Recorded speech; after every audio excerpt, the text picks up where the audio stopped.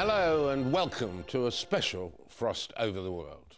This week we're marking the 60th anniversary of the founding of the State of Israel, an event which, of course, has led to a lasting and bloody conflict between Palestinians and Israelis, and has threatened not just Middle East security, but world security too. I'll be speaking to a man who's been at the center of power in Israel for every one of those 60 years, the Israeli President Shimon Peres. I'll also be speaking to the two men who are now central to the future peace of the region, the Palestinian Prime Minister Salam Fayyad and the quartet's Middle Eastern envoy, Tony Blair. All that and more. But first, a look back at history and at the background to the State of Israel and to the conflict. For thousands of years, this land has been ruled, conquered, and divided by many different peoples. After the Holocaust and the Second World War, the United Nations recommended that Palestine, under British rule and largely populated by Arabs, should be divided into an Arab state and a Jewish state. On May the 14th, 1948, the British withdrew, and the Jewish People's Council proclaimed the independent State of Israel, with David Ben-Gurion as Prime Minister. It was not recognized by the Arab countries, and in the fighting that followed, Israel extended its boundaries, with, according to the UN, hundreds of thousands of Arabs driven from or fleeing from their homes. Tensions rose again in the 1960s, culminating in the Six-Day War in 1967.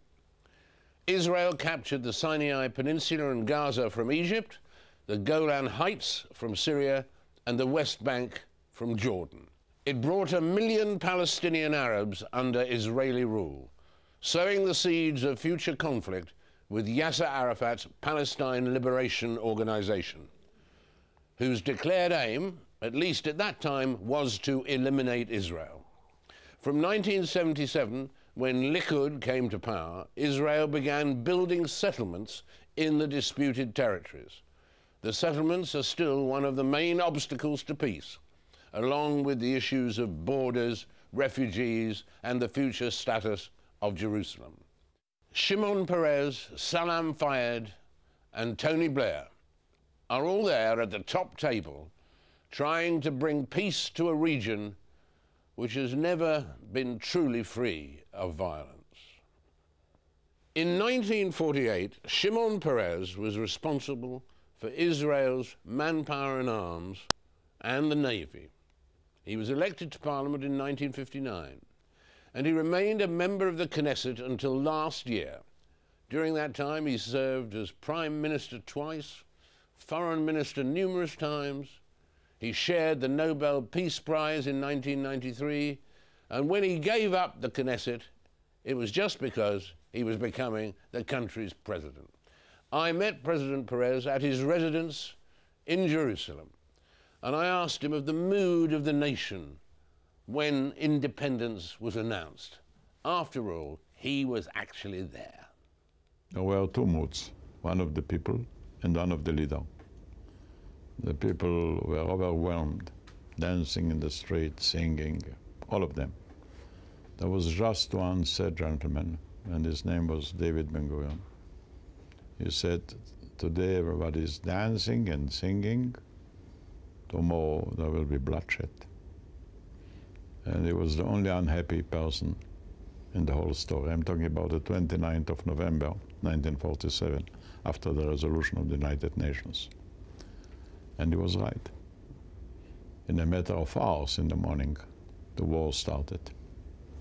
And when we talk about, obviously, celebrating the 60th anniversary of Israel, and the word for it here in Israel is obviously celebrate. I mean, presumably, for most Palestinians, the date, May the 14th, 1948, they would think turned out to be a disaster. I agree, but they were the masters of their own disaster. Would they accept the partition offered by the United Nations? They would have a state like us. That was their greatest mistake they have committed. It would be better they would have a state and then negotiate, rather than to negotiate after a defeat without a state.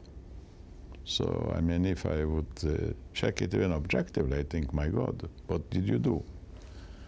And Ben-Gurion, again, was the man who has accepted the map, which was a very difficult map for Israel.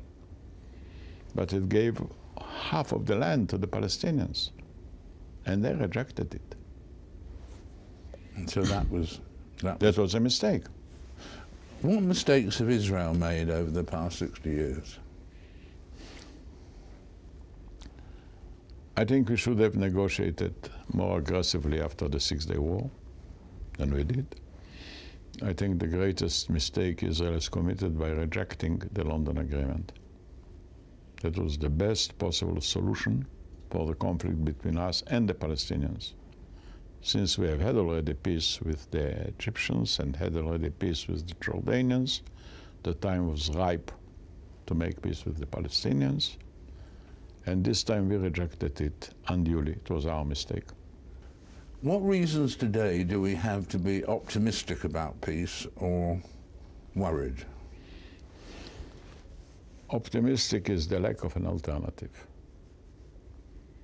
Today I don't think that anybody really feels that they can win a war. Wars are not winnable. The Arabs couldn't win it militarily, and we couldn't win it politically. And for us, the greatest victory would be a political peace, not a military war.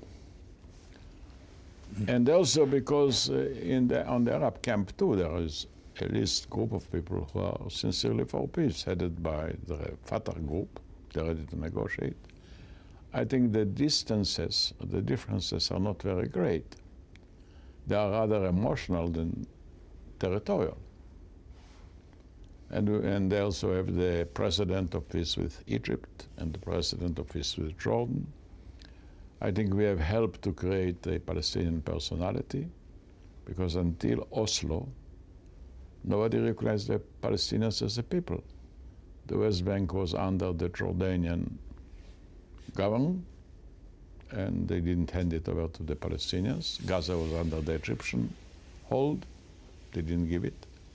We were the first to tell them, okay, be a people and have a land.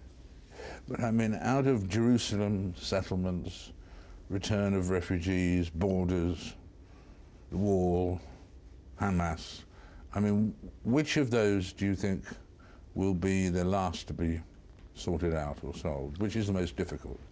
Jerusalem, because it's a loaded issue, full of emotions, and because it contains not just a political conflict, but also a religious one. When you deal with holiness, it's very hard to achieve a compromise. Politics is built on compromises. We are used to this sort of solutions. The paradox is that today's situation in Jerusalem is not bad until we will try to put it on paper. The minute you put it on paper, it will become a catastrophe. What is today? Everybody can go to the synagogue, to the mosque and church and pray. We have every Friday 4,000 Muslims coming to the mosque to pray. Nothing, very quiet. All the prayers are going straight to heaven without any censorship and without any intervention. Try to put it on paper, you are lost. Because then they will raise the problem of sovereignty, the problem of division, the fears, the division among the Arabs themselves, who is in charge of Jerusalem. So, I mean, the paradox is that in fact there is peace. In theory, it's extremely difficult to define it. Settlements, of course, is an emotional issue too, because Right. the Palestinians say, well, back at Annapolis, there was going to be a freeze on settlements. There hasn't been a freeze on settlements, and that every settlement building, every unit that's built may have to be dismantled and so on. But you think settlements can be sorted out? Well, there is a beginning of a solution, because in the last negotiations in Camp David, the parties more or less agreed that the settlers and the settlements will be concentrated in 3 locations: and there will be a swap of land. Namely, if those three locations will take several percentage of the West Bank, which will compensate the Palestinians with almost the same percentage somewhere else. So the principles are there, but there is still an argument about how many percent, still an argument where will it be, and the locations and so on, but there is an opening. What about, is there an opening on the subject of Hamas? Because it seems to me that it's impossible that you really get a settlement unless it's a three-state settlement rather than a two-state settlement. How do you get a settlement without Hamas being some way roped into it? If Hamas will not come, they will be on the waiting list. They cannot build a state of their own. They are too small, too poor, too isolated. But they're a part of a larger problem. The larger problem is Iran vis-à-vis the Arab world. Iran wants to control the Middle East generally, religiously. Actually, they Iran, yes. They want really, if one can say so, a religious colonialism to which many of the Arab states don't agree. They prefer to have states and not to have one country controlling their destinies. Hamas is part of the problem. And that requires a settlement.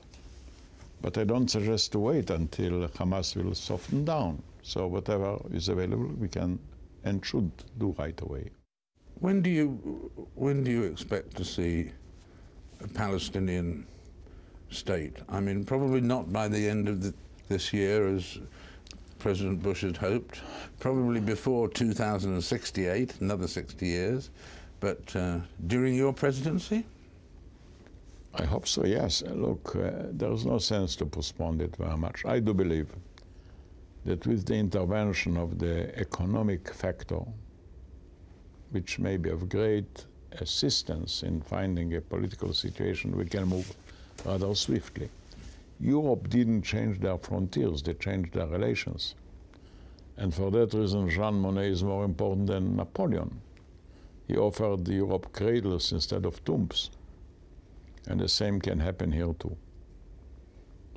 I hope that in 5 years' time we can solve the problem. That's my hope. Shimon Peres. Join me after the break when we'll hear from the Palestinian Prime Minister, Salam Fayyad.